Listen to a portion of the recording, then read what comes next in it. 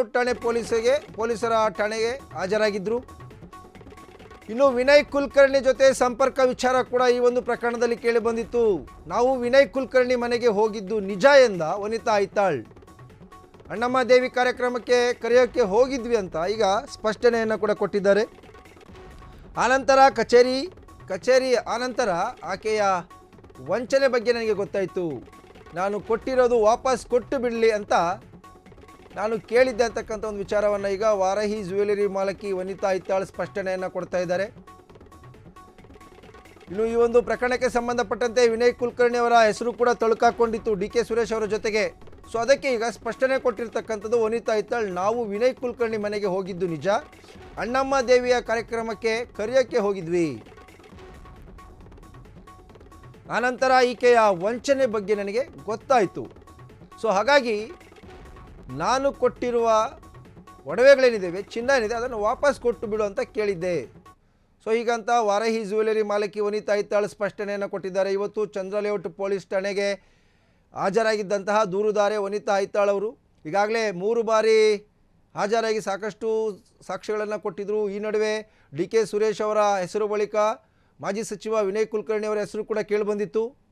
So ಹಾಗಾಗಿ ವಿನಯ್ ಕುಲಕರ್ಣಿ ಅವರ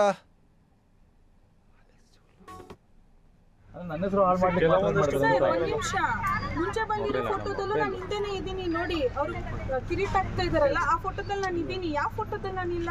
ಬರೀ ಐಶ್ವರ್ಯ ಮತ್ತೆ ವಿನಯ್ ಕುಲಕರ್ಣಿ ಅವ್ರ ಫೋಟೋ ಅಲ್ಲ, ಅದ್ರ ಹಿಂದೆಗಡೆ ವೈಟ್ ಡ್ರೆಸ್ ಹಾಕೊಂಡಿರೋದು ವನಿತಾ ಐತಾಳೆ.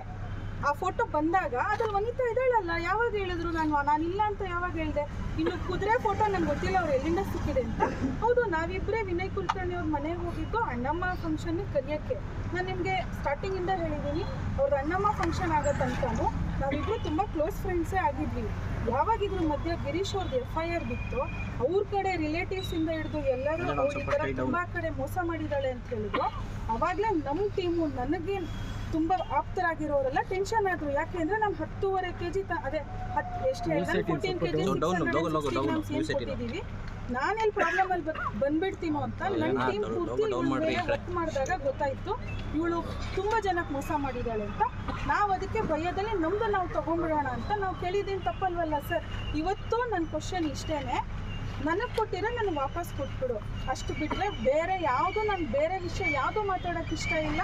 ಯಾವ ಗಣ್ಯ ವ್ಯಕ್ತಿಗಳನ್ನೂ ತರಕ್ಕೆ ಇಷ್ಟ ಇಲ್ಲ. ಯಾವ ಗಣ್ಯ ವ್ಯಕ್ತಿಗಳು ನನ್ನ ವಿಷಯದಲ್ಲಿ ಇನ್ವಾಲ್ವ್ ಆಗಿಲ್ಲ. ಮೇಡಮ್, ಈಗ ಗೋಲ್ಡ್ ನೀವು ಇಷ್ಟೊಂದೆಲ್ಲ ಕೊಟ್ಟಿದ್ದೀರಲ್ಲ, ಯಾವ ಬೇಸ್ ಮೇಲೆ ಕೊಟ್ಟರಿ? ಏನು ಕಾನ್ಫಿಡೆನ್ಸ್ ಮೇಲೆ ಕೊಟ್ಟಿರೋದನ್ನ? ಸರ್, 4 ಡೇಸಿಂದ ಒಂದೇ ಮಾತಾಡ್ತಾ ಇದ್ದೀವಿ. Confidence is just because D K Suresh ಅಣ್ಣ ಈಸ್ ದೇರ್ ಅಂತ. He is a man of A word.